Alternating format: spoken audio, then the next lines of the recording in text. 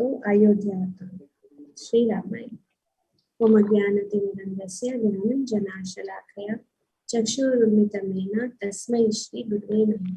श्री चैतन्य मनोभीष्टं स्थापितं येन भूतले स्वयं रूप कदा मह्यं ददाति स्वापदान्तिकं वन्देऽहं श्रीगुरुं श्रीयुतपदकमलं श्रीगुरुं वैष्णवंश्च श्रीरूपं साग्रजातं सद्गुणा रघुनाथं तं श्रीं साद्वैतं सावधूतं परिजना सहितं कृष्ण चैतन्य देव श्री राधा कृष्ण पदां सौगना ललिता श्री विशाखावतंश। हे कृष्णा करुणा सिंधु दीन बंधु जगतपते गोपेश गोपिका कांत राधा कांत नमस्ते। तप्त कांचन गौरंगी श्री राधे वृंदावनेश्वरी वृषभानुसुते देवी प्रणमामि हरिप्रिये। वंशाकल्पतरुभ्यश्च कृपा सिन्धुभ्यश्च पतितानां पावनेभ्यो वैष्णवेभ्यो नमो नमः। जय श्री कृष्ण चैतन्य प्रभु नित्यानंद श्री अद्वैत गदाधर शिवासादि गौर भक्तवृंद। हरे कृष्णा कृष्ण कृष्ण हरे हरे, हरे राम राम राम हरे हरे। हरे कृष्णा कृष्ण कृष्ण हरे हरे, हरे राम राम राम हरे हरे। हरे कृष्णा कृष्ण कृष्ण हरे हरे, हरे राम राम राम हरे। श्री रामायण से पढ़ रहे हैं अयोध्या कांड। तो भरत जी ने ये निर्णय कर लिया कि वे वन में जाकर श्री राम जी को आह्वान करेंगे कि वे जो है वापस अयोध्या चले आए। तो आगे बढ़ते हैं। अगली सुबह अपने केशों की जटा बनाई और वृक्ष के छाल के वस्त्र पहने भरत ने बुआ से अनुरोध किया कि वह गंगा नदी पार करके मैं उनकी सहायता करे। तो अब यहाँ पे देखते हैं कि किस प्रकार से जो है ये गंगा नदी के तट पर आ गए और बुआ जो थे उनको वहां पे मिले और उनके साथ में रहे और दूसरे दिन में जो है गंगा नदी पार करने की में उनकी सहायता मांगी। इसके बाद नावों पर सभी लोगों और घोड़ों को दूसरी तरफ से ले जाया गया। तो हम जानते हैं कि पूरी सेना के साथ भरत निकले थे अयोध्या से और इसीलिए बहुत सारे जो है सैनिक, बहुत सारे घोड़े, हाथी सब साथ में थे। जबकि हाथियों ने तैरकर नदी पार की। दूसरी तरफ उतरने के बाद बुआ ने भरत को भरद्वाज ऋषि का आश्रम दिखाया। ऋषि के आश्रम के निकट पहुंचकर भरत ने सेना को 3 किलोमीटर दूर रोक दिया और शत्रुघ्न व वशिष्ठ मुनि के साथ पैदल ही आगे चल पड़े। वशिष्ठ को देखकर भरद्वाज उनका स्वागत करने दौड़ आए। सामान्य औपचारिकताओं के पूरा हो जाने पर भरद्वाज ने पूछा, प्रिय राम, मुझे ये बताओ कि तुम जंगल क्यों आए हो? मुझे आशा है कि तुम यहाँ राम को हानि पहुंचाने के उद्देश्य से तो नहीं आए। अभी भरद्वाज से ऋषि की बात सुनकर भरत को बहुत दुख हुआ और उनकी आंखों में अश्रु भर आए। वे बोले, मुझे ये देखकर बहुत कष्ट पहुंचता है कि लोग मेरी इरादों को शंका की दृष्टि से देखते हैं। अभी सब लोग जो है जो भी मिल रहे हैं भरत को सोचते हैं इसके लिए आए हैं, शायद वे राम के साथ युद्ध करने के लिए आए। कृपया करके आप आश्वस्त रहे कि मैं यहाँ पर सिर्फ राम को मनाकर अयोध्या वापस ले जाने आया हूँ, ताकि वह शासन कार्य संभाल सके। हे ऋषि श्रेष्ठ, कृपया करके मुझे बताए कि मेरे भाई कहाँ है। अभी वे पूछ रहे थे, मैं जानना चाहती। भरद्वाज बोले, प्रिय राजकुमार, मैं अपनी योग शक्तियों के बल पर तुम्हारे इरादों को पहले ही जान चुका था, परंतु फिर भी मुझे लगा कि तुम्हारी परीक्षा लेने मेरा कर्तव्य है। वे आगे बोले कि राम चित्रकूट पर्वत पर वास कर रहे हैं। आज रात यहीं विश्राम करो और कल सुबह से अपनी यात्रा जारी करो। तो इस प्रकार से उन्होंने उनको बोला कि आज रात यहीं पे रहो। भरत ने उनका आमंत्रण स्वीकार कर लिया। इसके बाद भरद्वाज ने उनसे उनके सैनिकों को वहां बुलाने को कहा, क्योंकि वह उनका मनोरंजन करना चाहते थे। अभी ये सब आए हैं उनके आश्रम में, इतने सारे लोग, पूरी जो सेना है और उनके मंत्रीगण है, बाकी के सब लोग हैं।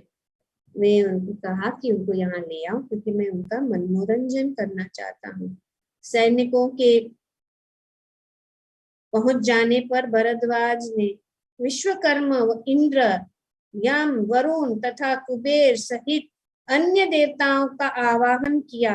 ऋषि ने उनसे अनुरोध किया कि वे मनोरंजन के लिए सभी आवश्यक वस्तुएं उपलब्ध कराएं, ताकि वह अपने अतिथियों का शानदार स्वागत कर सके। तो यहाँ पे देखिए किस प्रकार से कितने महान ऋषि थे, उनमें इतनी शक्ति थी कि वे सभी जो देवताओं को आवाहन किया कि वे जो आके वे जो है उनकी अतिथियों का शानदार स्वागत कर सके। हालांकि उनके पास कुछ चीजें नहीं है, कुछ जरूरत नहीं, लेकिन अपनी योग शक्ति से और उनकी जो है सिद्धि से वे सभी को, सब देवताओं को भी आवाहन। देवताओं के जाते ही वहां सुगंधित हवाएं चलने लगी। इसके बाद विश्वकर्मा ने चमत्कार से 60 किलोमीटर के उस क्षेत्र में फूलों और फलों से लड़े वृक्षों वाली इस कई उद्यान प्रकट किए। ये उद्यान प्रकट हो गए और खाली जगहों पर कालीनें बिछ गई। उनके चमत्कार से 4 कक्षों वाली आवास और अश्वबल स्वयं ही प्रकट हो गए, और साथ ही एक राजमहल भी प्रकट हो गया, जिसमें मनोरंजन के प्रत्येक कल्पनीय वस्तु मौजूद थी। तो इस प्रकार से उन्होंने बहुत सुंदर आयोजन किया सभी जो आए हुए अतिथियों के लिए, और एक सुंदर महल भी जो है भरत के लिए मनोरंजन के लिए उन्होंने जो है वहां पे प्रकट किया। और उस मंडप में जहाँ पे भरत रह रहे थे, श्री राम की महिमा की गाथा और गुणगान करते हुए उन्होंने जो है श्री भरत और उनके सभी जो उनके साथ जो साथी आए थे उनके लिए बहुत सुंदर व्यवस्था, मनोरंजन के लिए सब जो सुंदर सुंदर स्त्री और सुंदर सुंदर व्यंजन, सब कुछ उन्होंने उनके लिए रहने का, उनके लिए आराम करने के लिए और अनेक अनेक प्रकार से बहुत ही भव्य रूप से उन्होंने उनका जो स्वागत किया। भरद्वाज ऋषि द्वारा कराए गए मनोरंजन से सभी लोग इतने विस्मित थे कि उन्हें लगा मानो कि कोई सुखद सपना देख रहे हैं। ऐसा प्रतीत हुआ कि यह रात बहुत जल्दी बीत गई और भोर होते ही सभी गंधर्व, अप्सराओं और दिव्य वृक्षों ने भरद्वाज मुनि से जाने की अनुमति मांगी और वे अपने अपने धामों को लौट गए। तो इस प्रकार ये रात जो है उनको बहुत ही सुंदर रूप से, बहुत ही अच्छी तरह से भरद्वाज ऋषि ने उनको देखभाल किया। इसके बाद चित्रकूट जाने का रास्ता पूछने के लिए भरत अपनी माताओं के साथ भरद्वाज मुनि के पास पहुंचे। भरद्वाज मुनि ने भरत से पूछा कि उन्हें स्वागत सत्कार कैसा लगा। तो उन्होंने उनसे पूछा कि स्वागत सत्कार कैसा लगा, और यह पूछते समय उनका ध्यान 3 स्त्रियों की ओर गया, जिनमें से एक अत्यंत दुख के कारण दुबलाई हुई थी, दूसरी आदर प्रकट करने के लिए भरद्वाज मुनि के चरण स्पर्श कर रही थी, और तीसरी स्त्री का सिर लज्जा से झुका हुआ था। भरद्वाज मुनि द्वारा उन स्त्रियों का परिचय पूछे जाने पर भरत बोले, ये महाराज दशरथ की सबसे बड़ी विधवा कौशल्या है, और यह लक्ष्मण व शत्रुघ्न की माता सुमित्रा है, और ये तीसरी स्त्री अत्यंत निष्ठुर, अभद्र, घमंडी और पापी है, और इसका नाम कैकेयी है। इसी ने राम को वनवास भेजा और हमारे वर्तमान दुखों के लिए यही उत्तरदायी है। तो फिर इस प्रकार से उन्होंने अपनी माताओं का परिचय दे दिया भरद्वाज मुनि। भरद्वाज मुनि बोले, प्रिय भरत, आप अपनी माता को अपराधी न माने, क्योंकि राम के वनवास का उद्देश्य अत्यंत महत्वपूर्ण विधि का विधान। उन्होंने कहा कि आपकी माता अपराधी मत मानिए, क्योंकि ये विधि का विधान महत्वपूर्ण विधि का विधान है। आपकी माता के कार्य तो उस महान योजना का एक अंग मात्र है। तो उन्होंने बताया कि एक योजना का अंग है, उनका जो एक अंग है, जो ये विधि का विधान। तो महान योजना का एक अंग मात्र है, जिसे सभी जीवों के कल्याण और प्रसन्नता के लिए विधाता ने तैयार किया। तो इसीलिए आप जो है अपनी माता को दोषी मत ठहराइए। इसके बाद भरद्वाज ऋषि की प्रदक्षिणा करके भरत ने अपनी सेना को प्रस्थान करने का आदेश दिया। पैदल सेना, घुड़सवार सेना, हाथी सेना और रथ सेना जब आगे बढ़ी तो जंगल की सभी जीव जंतु भयभीत होकर दूर चले गए। अंततः चित्रकूट पर्वत के निकट पहुंच जाने पर भरत ने सैनिकों को राम की कुटिया तलाशने का आदेश दिया। तभी किसी से दूर किसी चिमनी से उठता धुआं देखा, और वह उत्तेजित होके दौड़ा भरत को इसके बारे में सूचित करने गया। तो एक किसी ने देखा कि दूर से चिमनी से ऐसे धुआं उठ रहा है। अपनी सेना को तंबू लगा लगाने का आदेश देकर भरत पैदल ही वशिष्ठ, शत्रुघ्न और अन्य कुछ लोगों के साथ उधर चल पड़े। इस बीच राम पर्वत के पहाड़ क्षेत्र में एक बड़ी सी चट्टान पर सीता के साथ बैठे हुए थे। तो वहां पे भगवान जो है सीता के साथ बैठे थे। प्रसन्नता पूर्वक समय व्यतीत करते हुए राम सीता को कंदमूल के उन प्रकारों के बारे में समझा रहे थे जिन्हें ऋषिगण खाया करते थे। तो इस प्रकार से उनकी बातचीत चल रही थी, वे दूसरों से बात कर रहे थे।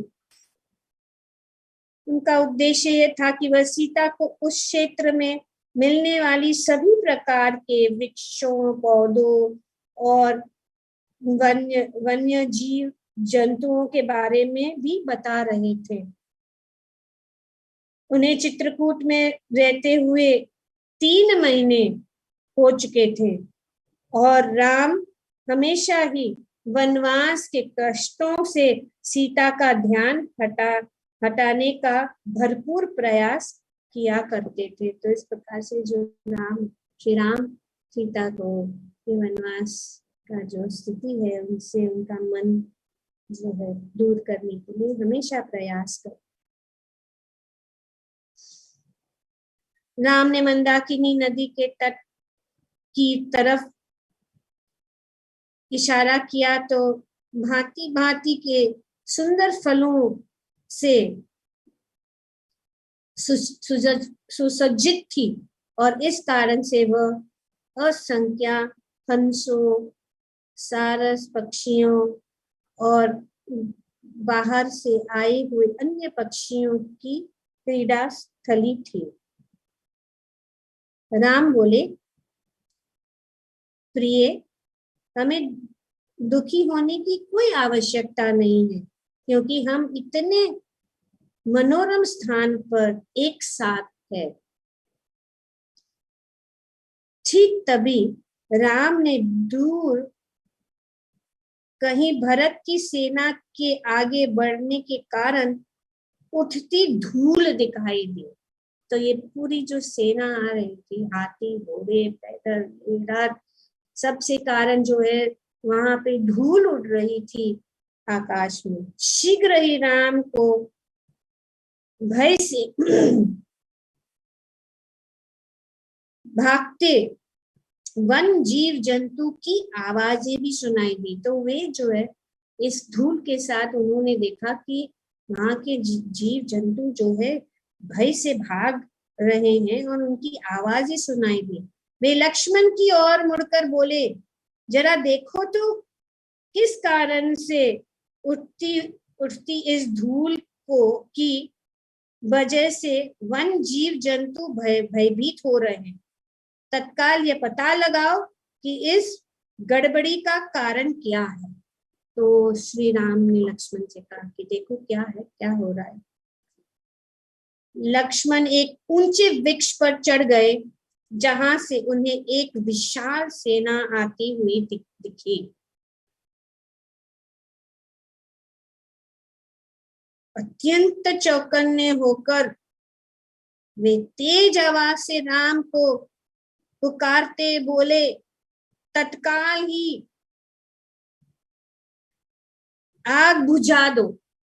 वो जो अग्नि वहां बुझा दो और माता सीता को किसी गुफा में छुपा दो और हमारे अस्त्र शस्त्र निकाल ले क्योंकि एक विशाल सेना हमारी और बड़ी चली आ रही है। तो उन्होंने देखा कि एक सेना आ रही है। राम ने तेज स्वर में उत्तर दिया, रथों पे लगे ध्वजों को ध्यान से देखो और बताओ कि क्या तुम अंदाजा लगा सकते हो कि यह किसकी सेना है। तो जो ध्वजा होती है उसको देखो और अंदाजा। लक्ष्मण ने ध्वजा को देखा तो उन पर कोविडार वृक्ष की आकृति बनी हुई थी और यह देखकर वे चिल्लाकर बोले, ये भरत की सेना है, हमारे भाई निश्चित ही यहाँ हमारा वध करने आ रहे हैं ताकि वह भेकटते राज्य पर शासन करने का आनंद भोग सके। तो उन्होंने कहा कि अभी एक भरत आ रहा है, वो हमें वध करने के लिए आ रहा है।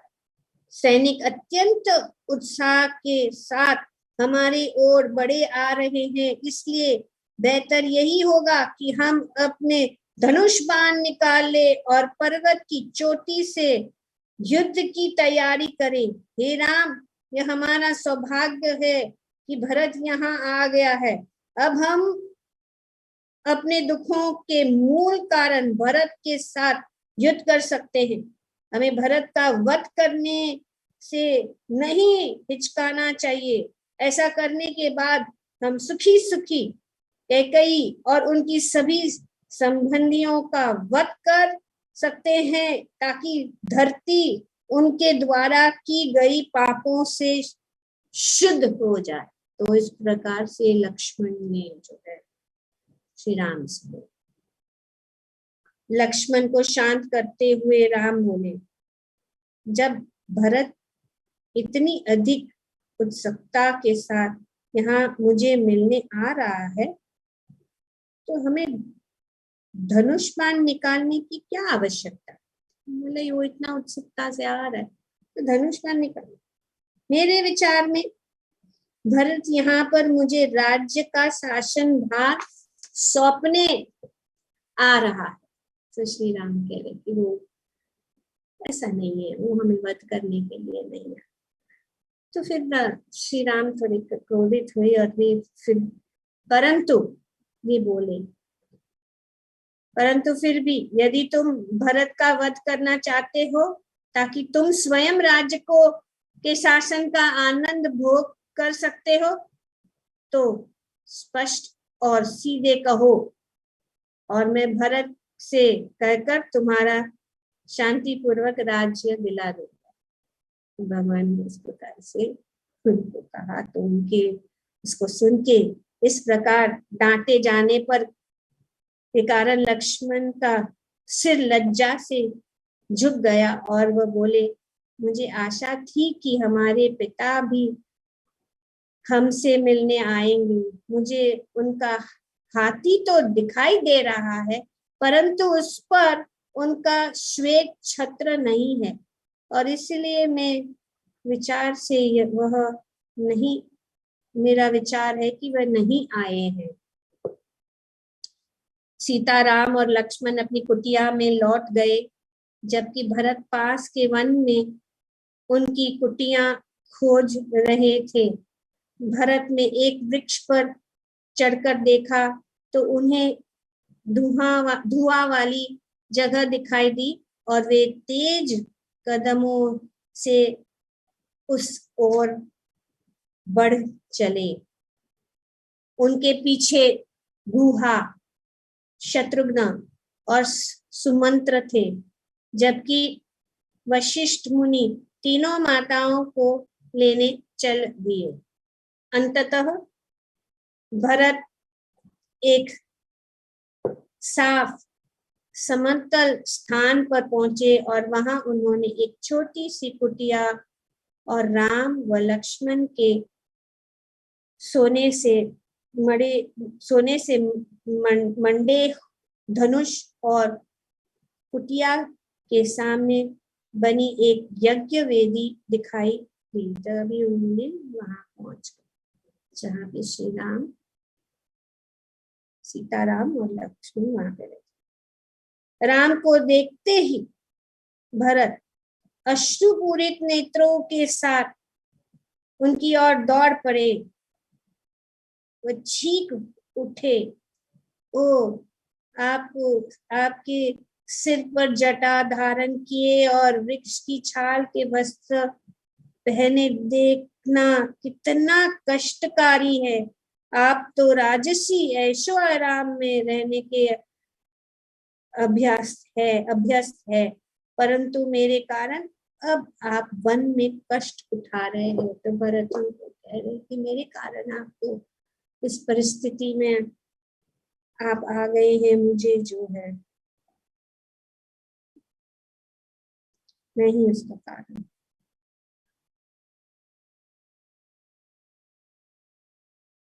भरत जैसे ही राम के चरण स्पर्श करने के लिए बढ़े, वह मूर्छित होकर जमीन पर गिर पड़े। राम ने शीघ्र ही जाकर भरत को उठाया। वह भी अपने भाई को इतना अधिक दुखी और वृक्ष की छाल के वस्त्र पहने देखकर बहुत व्यथित हुए। राम ने अपने अपने चरणों पर आकर गिरे हुए शत्रुघ्न को गले से लगाया और फिर वह सुमंत व गुहा से गले मिले। भरत को अपनी गोद में बिठाकर राम ने उससे पूछा, मेरे प्यारे भाई, तुम हमारे पिता को अकेले और असहाय दशा में छोड़कर यहाँ क्यों आए? उन्होंने बोला कि आप क्यों ऐसे आ गए थे, अपने पिता को अकेले छोड़। हमारी माताएं और अयोध्या की प्रजा कैसी है? क्या वे सकुशल और प्रसन्न है? मुझे आशा है कि तुम यहाँ राजकाज का कार्यभार त्याग कर नहीं आए हो। तुम उनको ऐसा लगे कि तुम क्यों ये सब छोड़ के राजकाज छोड़ कि ये सब, और वो भी आप ऐसे ऋषि वेश में, भी ऐसा वेश लिया है, जटा और जो है वृक्ष की छाल का के वस्त्र धारण करके तुम आए। राम ने कुछ इस प्रकार भरत से कुशल मंगल के समाचार पूछे, जिससे राज्य के सभी प्रमुख लोगों को राजकाज संबंधी निर्देश मिल जाए। मेरे प्रिय भाई, एक धर्मपरायण राजा निश्चित समृद्धि के मार्ग पर आगे बढ़ता है। तो वे अभी जो है भरत को जो है आदेश दे रहे हैं कि एक जो है एक धर्मपरायण राजा का मार्ग क्या है वे बताए। और वे पूछ रहे क्या ब्राह्मणों, देवताओं और वृद्धों को उचित आदर सम्मान मिल रहा है? आपके राज्य में क्या ये उनको उचित सम्मान मिल रहा है? क्या राज्य की स्त्रियां को उचित सम्मान मिल रहा है? और क्या वे सुरक्षित है? तो एक राजा के लिए ये बहुत जरूरी है कि इन बातों के ऊपर भी ध्यान दें। सबकी सुरक्षा, खास करके ब्राह्मणों, स्त्रियों, बच्चों।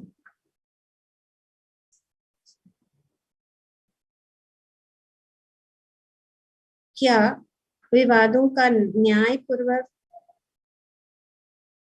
निपटारा किया जा रहा है? तो इस प्रकार से उन्होंने जो है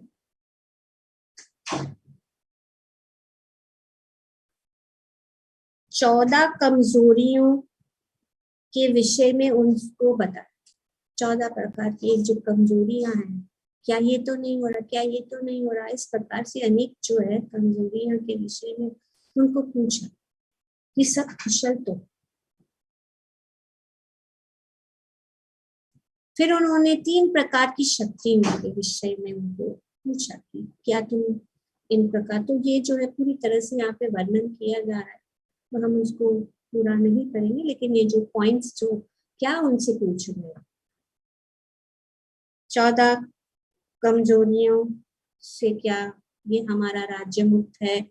क्या 3 प्रकार की शक्तियां जो है उसको आप उसके अनुसार पालन कर रहे हैं? क्या तुम उन 20 प्रकार के राजाओं के साथ मित्रता कर रहे हो, और इस प्रकार से जो है वे अनेक अनेक बातें जो है भरत से उन्होंने पूछी, क्योंकि वे जानना चाहते कि तुम इतना सब कुछ छोड़ के आए, क्या सब कुशल है, क्या ये सब चीजें चल रही है कि नहीं, क्या तुम स्त्रियों का संरक्षण करते हुए और उन्हें सम्मान देते हो, और क्या उनकी भौतिक इच्छाओं की पूर्ति की जाती है।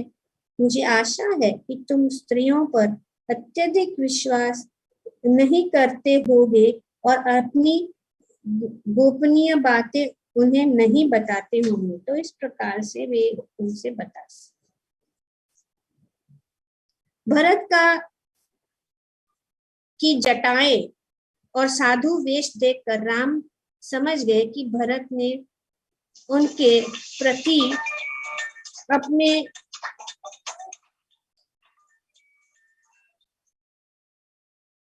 भरत की जटाएं और साधु वेश देखकर राम समझ गए कि भरत ने उनके प्रति अपने प्रेम के कारण यह तपस्या स्वीकार की है। एक बार फिर से भरत का आलिंगन करते राम बोले, मेरे प्रिय भाई, तुमने राज सिंहासन का त्याग क्यों किया और ऋषि वेश में यहाँ क्यों आए हो? तो उन्होंने पूछा। भरत बोले, मेरे प्रिय राम, मुझे अपनी माता द्वारा किए जा रहे षड्यंत्र की कोई जानकारी नहीं, जा करके मेरा विश्वास करे। आप ही राज सिंहासन के न्यायोचित उत्तराधिकार है, और इसलिए मैं आपसे विनती करता हूं कि आप तत्काल अयोध्या लौटकर राजकाज संभाले। सच तो यह है कि संपूर्ण अयोध्या नगरी में जनजीवन अस्त व्यस्त हो गया है, क्योंकि समस्त प्रजा आपके वहां नहीं होने के से अत्यंत शोक में है। तो वे कह रहे हैं कि आप मैं वापस लेने आई हूँ, आप आ जाओ। भावनाओं से व्याकुल होकर ये अनुरोध करते हुए भरत ने राम के चरण कमल पकड़ लिए और उन पर अपना सिर रख दिया। राम ने भरत को उठाया और उनका आलिंगन करके बोले, मुझे पता है कि मेरे वनवास में तुम्हारा कोई हाथ नहीं है, फिर भी मैं अन्याय पूर्वक राज्य पर अधिकार नहीं करना चाहता। मेरे प्रिय भरत, तुम्हें अपनी माता या महाराज को दोषी नहीं मानना चाहिए, क्योंकि वे विधि के विधान में बंद कर कार्य कर रही हूं। सोच ये जो है कार्य कर रहे, सच तो यह है कि हमारे बुजुर्ग अपने आश्रितों के साथ मन चाहा वर्ताव करने के लिए स्वतंत्र है। तो भगवान कह रहे, ये जो ने कहा है उनको कभी दोषी नहीं, उनको मन चाहा जो है वर्ताव हमारे साथ कर सकते। तुम राज सिंहासन स्वीकार करो और राज्य पर शासन करो, क्योंकि यही तुम्हारे पिता की इच्छा थी। जहां तक मेरा प्रश्न है, मैं तो 14 वर्ष वन में रहकर व्यतीत करने के लिए संकल्पबद्ध हूं। मैं पिता की आज्ञा को सर्वोच्च धार्मिक नियम मानता हूं। तो इस प्रकार से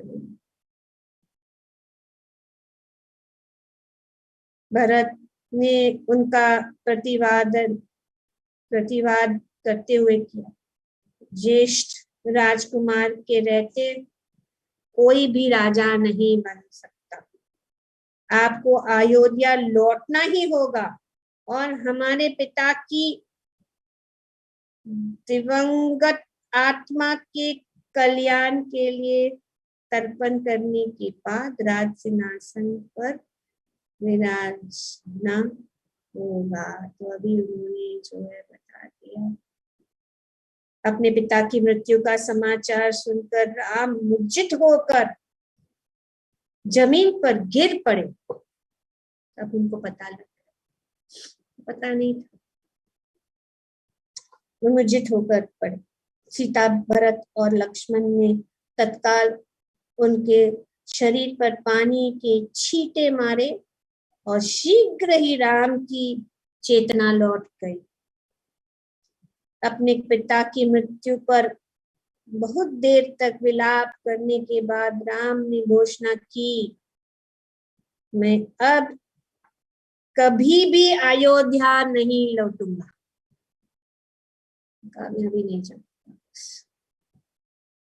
इसके बाद अपने भाइयों और सुमंत्र के साथ राम मंदाकिनी गंगा नदी के तट पर गए।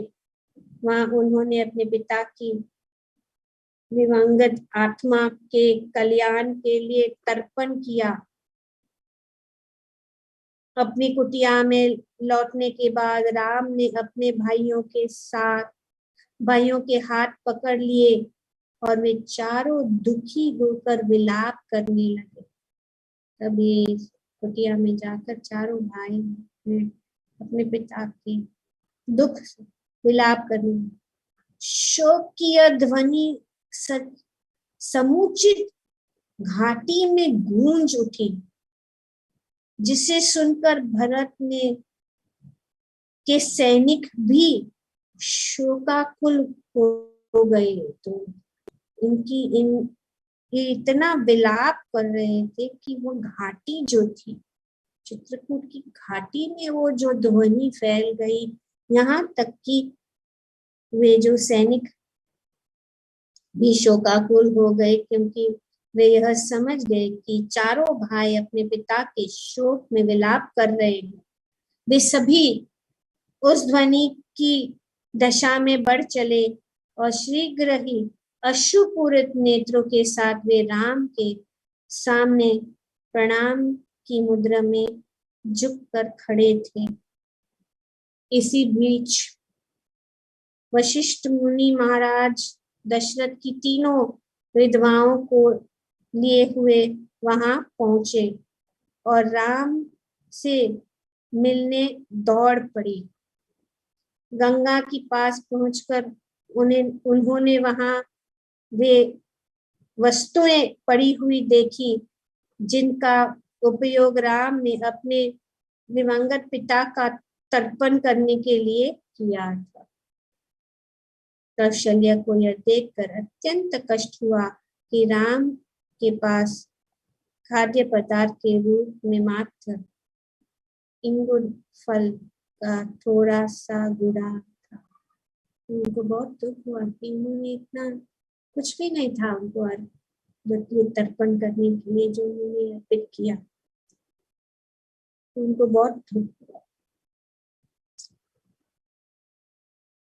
तो वशिष्ठ के साथ महाराज दशरथ की तीनों विधवाओं को कुटिया के पास पहुंचकर राम की दशा देख अत्यंत कष्ट हुआ, क्योंकि राम स्वर्ग से जमीन पर गिरे पड़े किसी देवता के समान प्रतीत हो रहे। उनकी दशा को देखकर उनको बहुत दुख। राम तत्काल उठ खड़े हुए और अपनी माताओं के चरण स्पर्श करने के लिए दौड़ पड़े। जब वे चरण स्पर्श करने के लिए झुके तो माताओं ने राम की पीठ पर लगी धूल को स्नेह पूर्वक पोंछा। तभी सीता और लक्ष्मण भी उनका स्वागत करने पहुंच गए। स्वागत करने व आशीर्वाद प्राप्त करने के बाद राम अपने गुरु वशिष्ठ के साथ बैठ गए जबकि अन्य लोग उनके आसपास बैठे। भरत ने राम से कहा, मेरी माता अब पश्चाताप कर रही है, इसलिए उसकी अनुमति से मैं आपको कौशल्या प्रांत वापस ले जाना चाहता हूँ। कि अभी मेरी माता कौशल्या जो है वो अभी पश्चाताप कर रही है, तो इसीलिए आप चलिए। वहां उपस्थित सभी लोगों ने हर्षपूर्वक इस प्रस्ताव का स्वागत किया, परंतु राम ने उत्तर दिया, मेरे प्रिय भरत, इस संसार में कोई भी व्यक्ति अपनी स्वतंत्र इच्छा से कार्य नहीं कर सकता। बहुत ही सुंदर उपदेश यहाँ। इस संसार में कोई भी व्यक्ति अपनी स्वतंत्र इच्छा से कार्य नहीं करता। सभी चेतन अचेतन जीवों और वस्तुओं को अंततः शाश्वत समय की अधीनता स्वीकार करनी पड़ती है। ये इस जगत में जो है समय बहुत बलवान है, उसको हमें जो है उसकी अधीनता स्वीकार करनी पड़ती है। इसीलिए किसी भी बुद्धिमान व्यक्ति को समय के पलट जाने के लिए व्यर्थ विलाप नहीं करना चाहिए। समय पलट इसके लिए वो जो है हमें विलाप नहीं।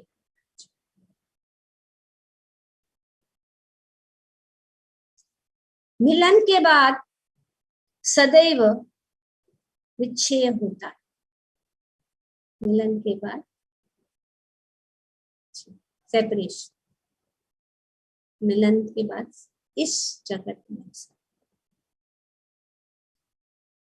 काष्ठ से बनी नौका समुद्र की सतह पर तैरती है, परंतु अंततः वह टूटकर बिखर जाती है। तो इस प्रकार से एक नदी में काष्ठ जो साथ में चलते हैं और फिर वापस वे बिखर जाते हैं। एक साथ में कभी आ जाते हैं सब, जो काष्ठ के टुकड़े पीसेज ऑफ वुड जो है सब साथ में आ जाते हैं, फिर वापस वो जो है नदी के वेग में जो है वो बिखर जाते हैं। इस प्रकार परिवार तथा समाज के सदस्य मिलते हैं और फिर अपनी अलग अलग नियति के अनुसार विच्छेद हो जाते हैं। इसी प्रकार जो है समाज, परिवार तथा समाज एक साथ आ जाते हैं, फिर बिखर जाते हैं, वे अपने अपने स्थानों में नियति के अनुसार बिखर जाते हैं। जिस प्रकार किसी भवन के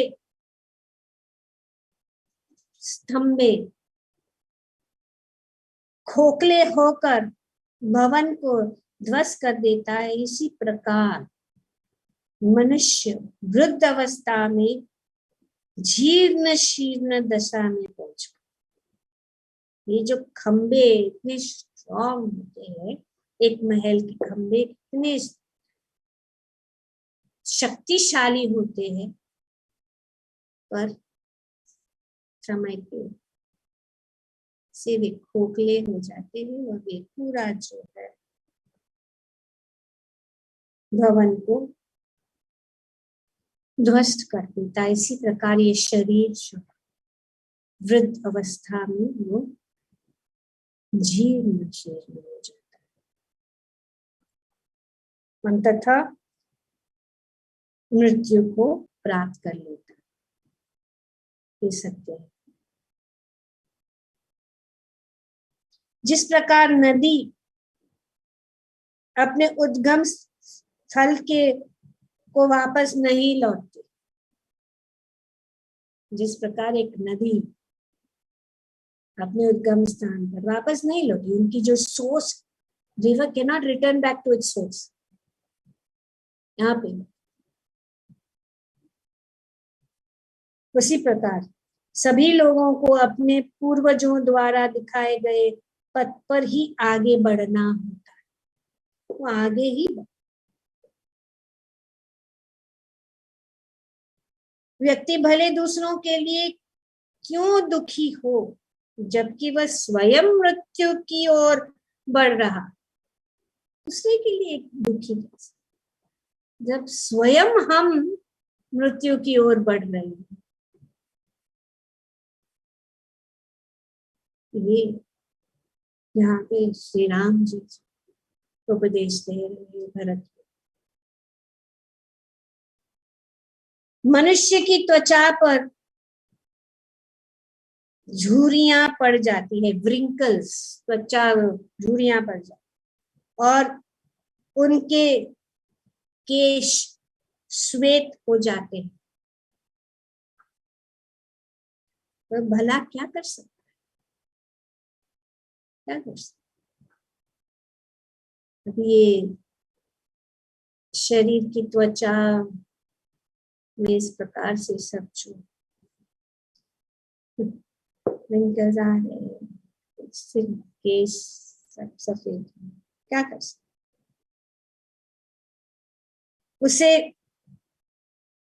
सूर्योदय और सूर्यास्त को देखकर प्रसन्नता होती है, जबकि वह भूल जाता है कि वह अपनी ही मृत्यु के निकट जा रहा है।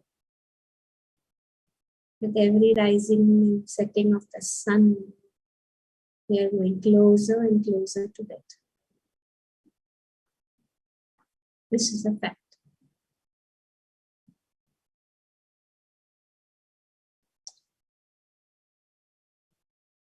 उसे सूर्योदय और सूर्यास्त को देखकर प्रसन्नता होती है, जबकि वह यह भूल जाता है कि वह अपनी ही मृत्यु के निकट जा रहा है। इसीलिए एक सौम्य व विद्वान व्यक्ति को अपनी ऊर्जा का उपयोग धार्मिक विधि विधानों का पालन करने में लगाना चाहिए, ताकि वह मृत्यु के पश्चात उच्च से उच्च स्थान प्राप्त कर सके।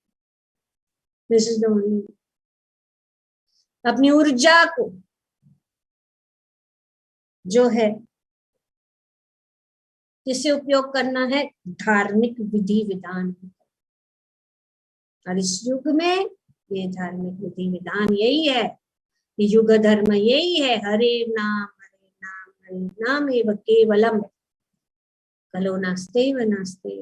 तो ये बहुत जरूरी है। यहाँ पे शास्त्र, सभी शास्त्र यही बता रहे। यहाँ पे हम रामायण पढ़ रहे हैं, चाहे हम भगवत गीता पढ़े, चाहे वो भागवतम पढ़े या वेदों को पढ़े, यही एक मार्ग है और यही सत्य है, और कोई।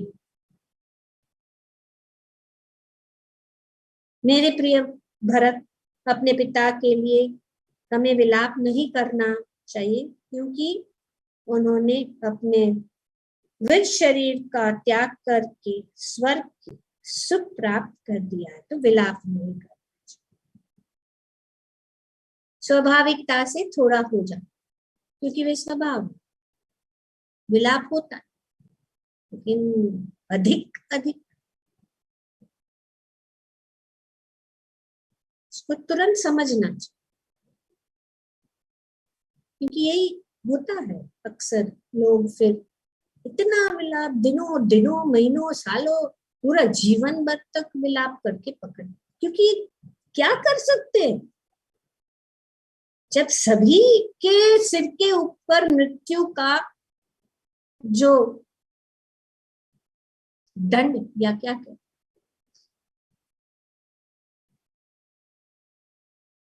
निश्चित, पर मृत्यु को जीतना यही आर्ट, ये आर्ट ऑफ डाइंग। लिविंग में क्या करें, क्या कर सकते हैं, art of stop gap situation कर सकते। तो इसीलिए यहाँ पे वर्णन किया है कि विलाप जिस प्रकार मैं यहाँ रहकर हमारे पिता के आदेश का पालन कर रहा हूँ, ठीक उसी प्रकार तुम तत्काल अयोध्या लौट जाओ और हमारे पिता के आदेश का पालन करो। Move ahead, let the river flow. आगे अपना कर्तव्य को।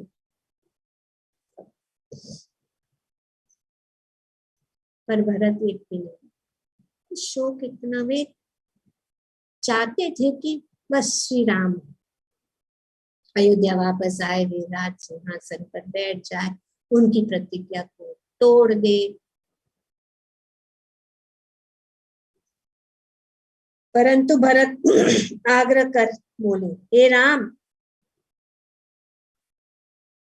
हमारे पूजनीय पिता अपने वृद्ध अवस्था में स्त्रियों के प्रति अत्यधिक आसक्त हो गए थे। देखिए आपके पिता पर दोष, वो स्त्रियों के प्रति अत्यधिक आसक्त हो गए थे। ऐसा प्रतीत होता है कि उन्होंने स्त्रियों के प्रति अपने अत्यधिक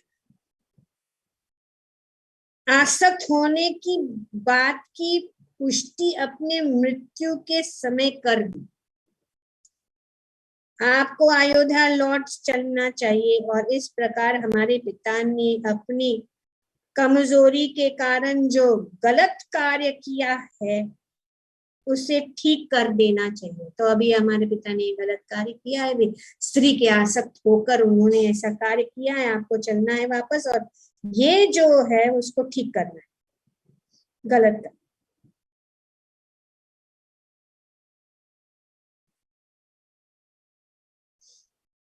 आप एक क्षत्रिय हो और इसलिए आपका कर्तव्य है कि आप एक क्षत्रिय के समान कार्य करें, न कि एक ऋषि के समान। अभी आप ऋषि के वेश लेकर बैठे हैं, नहीं, इसको नहीं, आप क्षत्रिय हैं, आप क्षत्रिय का कार्य करें। आप एक गृहस्थ हैं और गृहस्थ आश्रम सभी 4 आश्रम में सबसे उदार होता है। भला आप विवाहित जीवन के कार्यों की अवहेलना क्यों कर रहे हैं? यदि आप अयोध्या वापस लौटने से इनकार करते हो तो मैं भी वापस नहीं जाऊंगा, मैं भी आपके और लक्ष्मण के समान यहाँ वन में ही रहूंगा। उन्होंने बोल दिया कि मैं नहीं जाऊंगा। राम बोले, मेरे प्रिय भरत, तुम हमारे पिता के बारे में गलत कह रहे हो कि वह कैकेयी के प्रति वासनामय आसक्ति में पड़ गए थे। कैकेयी के साथ महाराज के विवाह के समय उनके पिता ने महाराज से यह वचन लिया था कि कैकेयी का पुत्र ही उनका उत्तराधिकार बनेगा। कृपा करके अयोध्या लौट जाओ ताकि हमारे पिता के दिए वचन की रक्षा हो सके। तुम्हें राज्य के शासन का दायित्व उठाना ही होगा, भले ही तुम ऐसा मेरा खातिर ही क्यों न करो। वशिष्ठ मुनि के साथ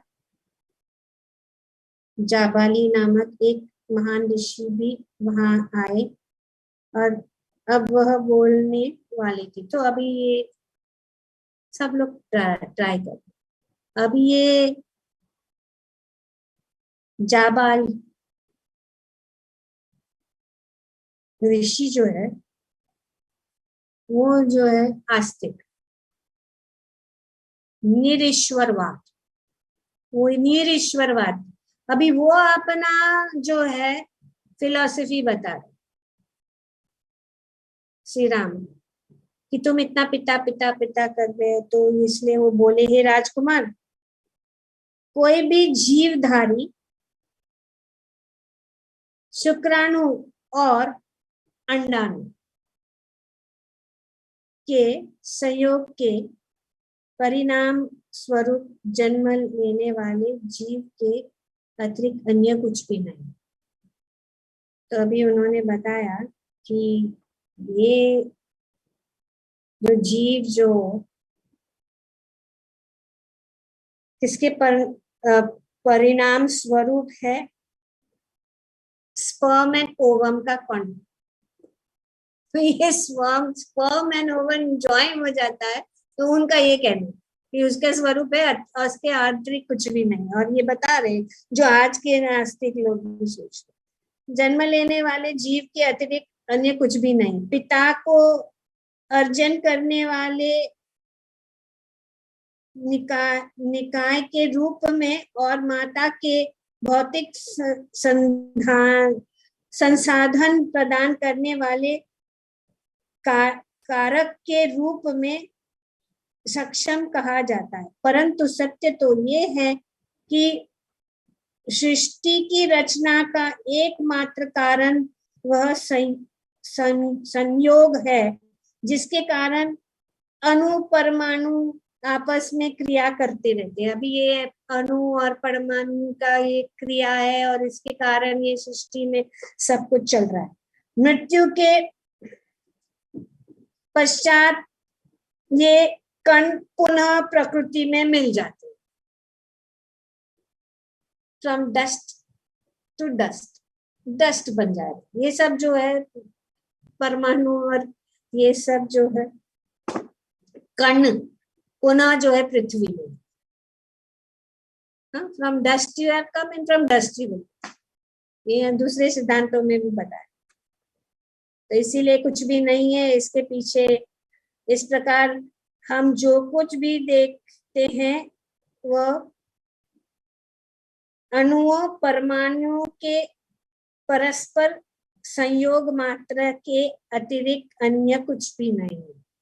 It's just a combination of atoms and molecules and everything, and ये सब जो हो रहा है ये सब हम सब जो एटम एंड मॉलिक्यूल्स, कोई ऐसा कुछ नहीं, मैं ऐसा बता। तो इसके लिए आप इतना ये सब जो है अंत में जो है मिट्टी में मिल जाएगा। इसलिए आपको भरत से राज्य का शासन भार स्वीकार करके इंद्रियों को संतुष्ट करने वाली सुख का आनंद उठाना चाहिए। अभी इंद्रिय की सुख के लिए आप इसको स्वीकार करें, क्योंकि इसमें कुछ भी नहीं है। आप इतना कष्ट मत उठाइए।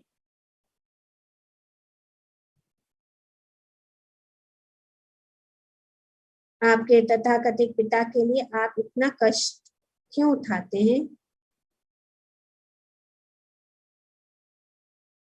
श्राद्ध अनुष्ठान करने का भला क्या प्रयोजन है?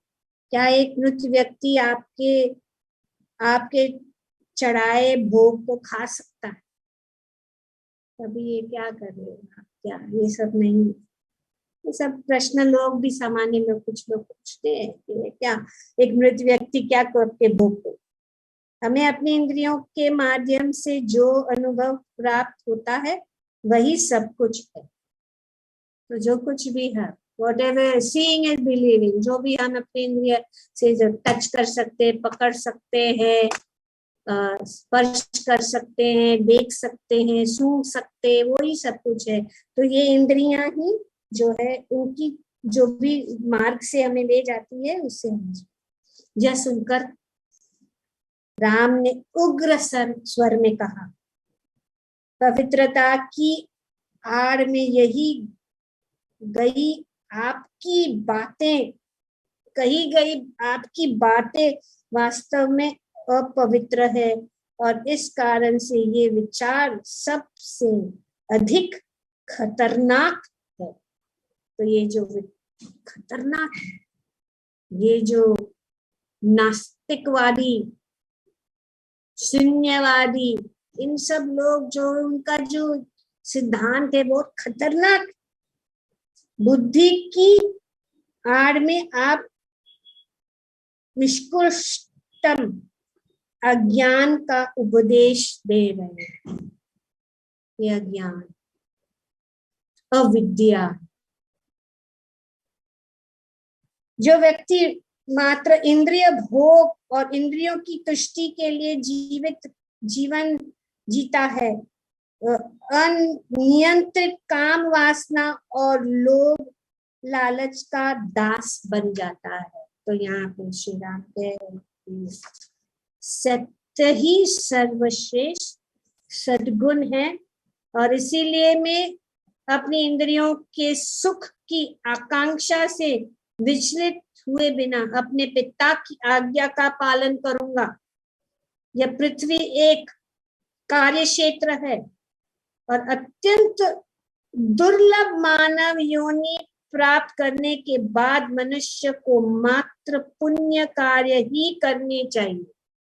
आज भी वही था कि दुर्लभ मानव जीवन, यहाँ पे श्री राम भी कह रहे कि ये मानव जीवन जो है बहुत ही दुर्लभ है। प्राप्त करने के बाद मनुष्य को मात्र पुण्य कार्य ही करना चाहिए, आध्यात्मिक कार्य ही करना चाहिए। तो उन्होंने फिर उनको कहा कि मेरे पिता ने आपको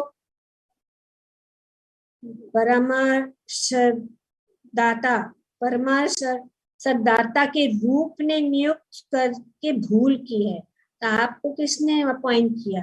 उन्होंने आपको ये इस प्रकार से यहाँ पे रखा है, वो उन्होंने भूल की, क्योंकि आपके विचार चार्वक मतलब चार्वक एथियस्ट, वो एक मुनि, और बुद्ध के समान ही कटु नरीश्वरवादी है। तो एथियस्ट जो बुद्धिस्ट है और ये चार्वक मुनि है, वो लोग एथियस्ट फिलोसफी। आपके जैसे लोग इतने अधम पापी होते हैं कि वेदों में ऐसे निरीश्वरवादी का मुख तक देखने की मनाही की गई कि ऐसे लोगों का मुख भी नहीं देखना चाहिए। वेदों का विधान जो इस प्रकार का दार्शनिक जो है ज्ञान देते, उनका मुख भी नहीं देखना चाहिए। वो श्री राम जी। अब जाबाली बोले,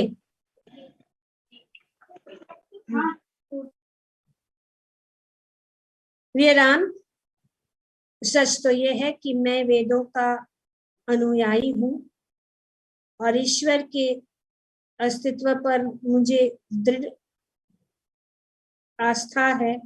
मैं आपको अयोध्या वापस ले जाने के उद्देश्य से ही निरीश्वरवादी दृष्टिकोण से बता रहा। तो मैं इस दृष्टिकोण से बता रही क्योंकि मेरा भी एक ही उद्देश्य है कि कैसे न किस प्रकार से आपको मना लूं, और मैं आपको ये उद्देश्य दे रहा हूं।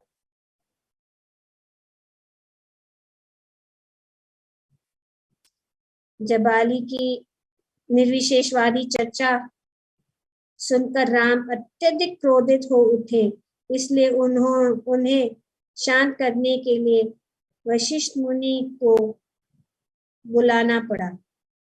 ऋषि बोले, मेरे प्रिय राम, इक्ष्वाकु वंश के प्रत्येक राजा ने अपने ज्येष्ठ पुत्र को राजकाज सौंपा है।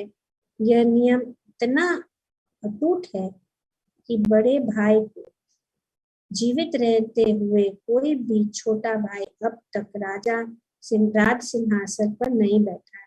इसलिए मैं आपसे अयोध्या लौट चलने की विनती करता हूँ।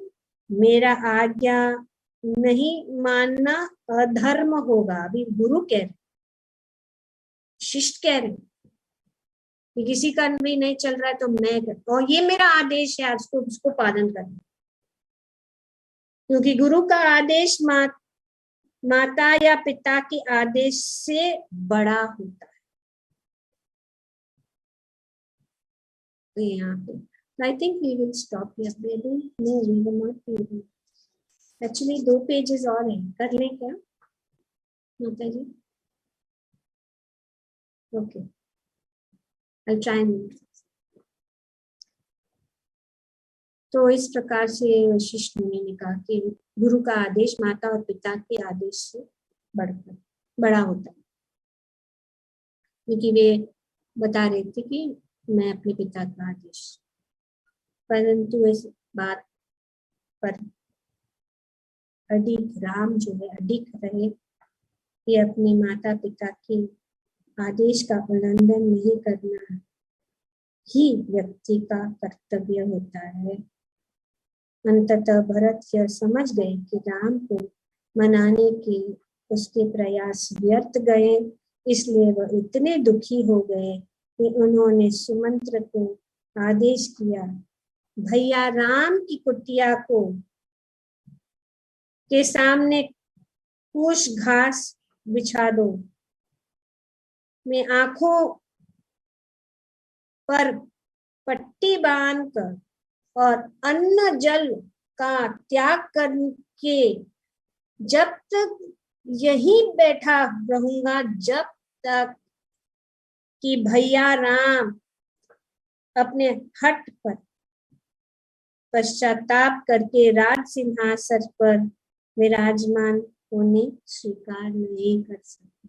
उन्होंने कहा मैं यहीं पे नहीं, अपनी आंखों पर पट्टी बांधकर बिना कुछ खाए पिए यहीं पे रहूंगा। उसके उत्तर में भरत ने वहां पर उपस्थित सभी लोगों का आह्वान करा, आप लोग मृत्युओं की भांति क्या खड़े हैं? अब भैया राम को यह वन में रहने की उनकी हद से दिगाने का प्रयत्न क्यों नहीं कर रहे? आप लोग क्यों चुप बैठे हैं? आप लोग क्यों कुछ नहीं बोल रहे? लोगों ने कहा, चूंकि राम अपने पिता द्वारा दी गई वचन को निभाने के लिए संकल्पबद्ध है, इसलिए आप प्रतिवाद करें कि कल्पना तक करना हमारे लिए बहुत कठिन है। तो इसीलिए वे जो है इस प्रकार के प्रतिवाद करने की कल्पना भी नहीं कर सकते नहीं। तब राम बोले, मेरे प्यारे भाई, मेरे निश्चय का हठपूर्वक विरोध करने के बजाय आखिर तुम भी इस बात को स्वीकार क्यों नहीं कर लेते? अंततः भरत ने अन्न जल का त्याग करके प्राण त्याग का विचार छोड़ दिया। फिर भी उन्होंने याचना करते हुए कहा, मेरे प्रिय राम, आप मुझे अपने स्थान पर 14 वर्ष का वनवास भोगने दो और आप अयोध्या लौटकर राजकाज संभालो। राम ने उत्तर दिया, ये उचित प्रस्ताव नहीं है, क्योंकि व्यक्ति किसी दूसरे का स्थान तभी ले सकता है जब भी दूसरा व्यक्ति वह कार्य करने में असमर्थ हो। तो जो तुम कह रहे हो मैं नहीं कर सकता। उसी समय आकाश मंडल में दिव्य ऋषिगण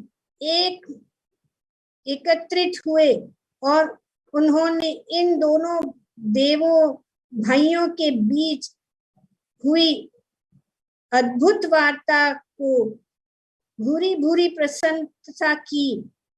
रावण का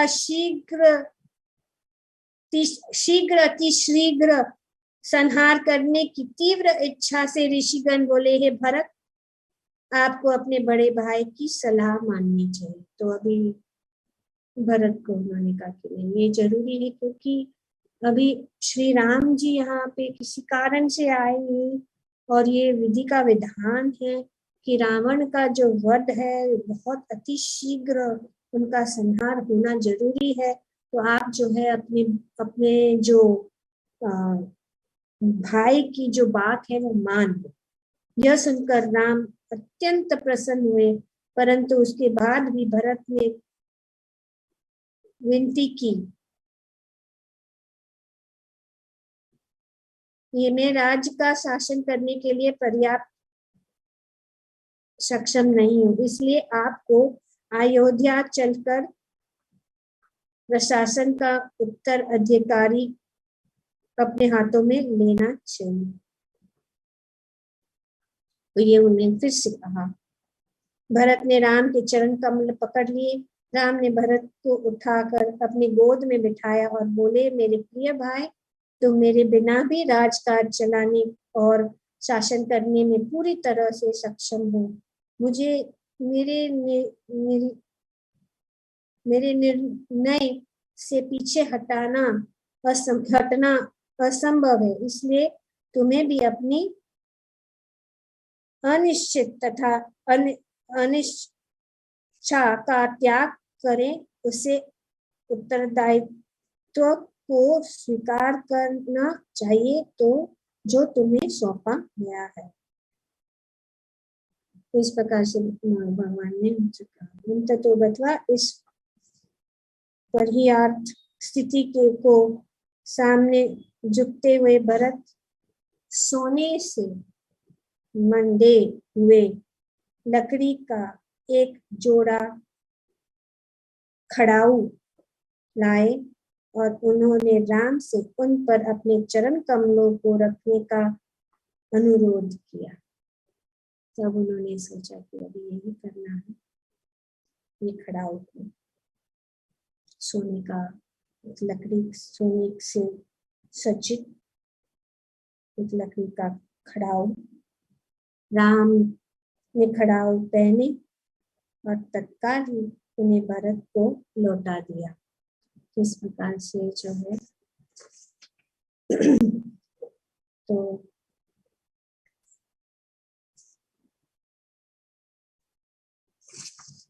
भरत ने राम को शीश झुकाकर प्रणाम किया और बोले, राज्य का शासन इस खड़ाऊ को, मैं इस खड़ाऊ को रखकर मैं जो है शासन करूंगा। ये शासन जो है आप करेंगे, लेकिन मैं आपके जो है दास के रूप में इसको मैं चलाऊंगा। So in short I like to clear it now. So ये जो है कि उन्होंने इस प्रकार से जो भगवान के चरण पादुका वे अपने साथ ले गए, अपने सिर पर पकड़ कर वे ले गई और अयोध्या में जाकर उन्होंने जो है उस राज सिंहासन पर उनको बिठा दे और फिर वे स्वयं जो है नंदी ग्राम में वास करने लगे। जिस प्रकार से राम जो वनवास में रह रहे थे, उसी प्रकार से भरत जो है वहां रहकर रोज वे जो है श्री राम के चरण पादुका के सामने जाकर प्रणाम करते हुए वे जो है उन पादुका को के आदेश के अनुसार जो भी उनको प्रेरणा मिलती थी, जो राम स्वयं वहां पे थे, इस प्रकार से वे जो है कार्य करते थे और अपने रहने के लिए वे जो है बाहर एक स्थान में, जंगल में, अपनी छोटी सी कुटिया में वे वहां पे जमीन पे, जिस प्रकार जो राम अपने वनवास में रह रहे थे, उसी प्रकार से भरत भी वहां पे वनवास में रहे। तो आगे फिर श्री राम वे चले गए और श्री राम जो है उनको लगा कि चित्रकूट क्षेत्र में रहने वाले ऋषियों में एक बेचैनी हो रही है। तो वे गए उनके पास और उन्होंने उनको पूछा कि क्या बेचैनी है। तो उन्होंने एक राक्षस के विषय में बनाया, खर नाम का जो राक्षस था उनके विषय में उन्होंने बताया और उन्होंने कहा कि हम यहाँ से कहीं और जाने की इच्छा कर रहे हैं, आप भी हमारे साथ आए। तो राम ने ऋषियों से कहा कि अभी वो यहाँ रहना पसंद करेंगे, लेकिन फिर उन्होंने भी ये सब जो दृश्य हुआ था भरत का आना और उनके माता पिताओं का मिलन, ये सब जो है उनके मन में ये बहुत याद आते रहे।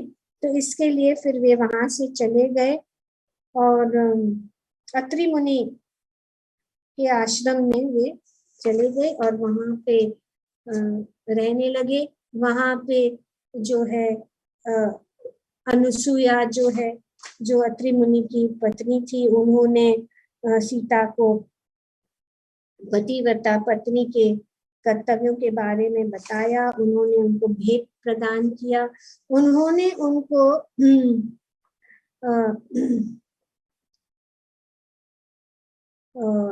जो है कभी भी नहीं मुरझाने वाली फूलों का एक हार प्रदान किया कि हमेशा जो है फ्रेश रहेगा।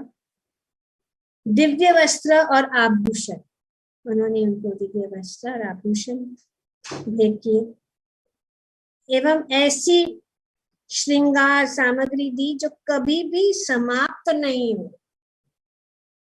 उनके वस्त्र भी हमेशा जो है वैसे के वैसे, जितने दिन वे रहेंगे पहनेंगे वो हमेशा जो है फ्रेश और नए नए बनते जाएंगे। हर दिन नए वस्त्र उसमें से बनाए। संध्या हो जाने पर अनुसुईया ने सीता को कहा कि वह नए वस्त्रों और आभूषण पहनकर अपने पति के पास जाए। सीता को इस नए रूप में देखकर राम बहुत प्रसन्न हुए और उस रात वे अत्रि ऋषि के आश्रम में ही सोए। सुबह राम ने अत्रि मुनि से दंडक वन का मार्ग पूछा और इस प्रकार से राम जो है अभी जो है आगे इस दंडक वन में प्रवेश करते हैं और इससे ही हमारा ये जो अयोध्या कांड समाप्त होता है। कल से अरण्य कांड शुरू। Hare Krishna. Thank you very much.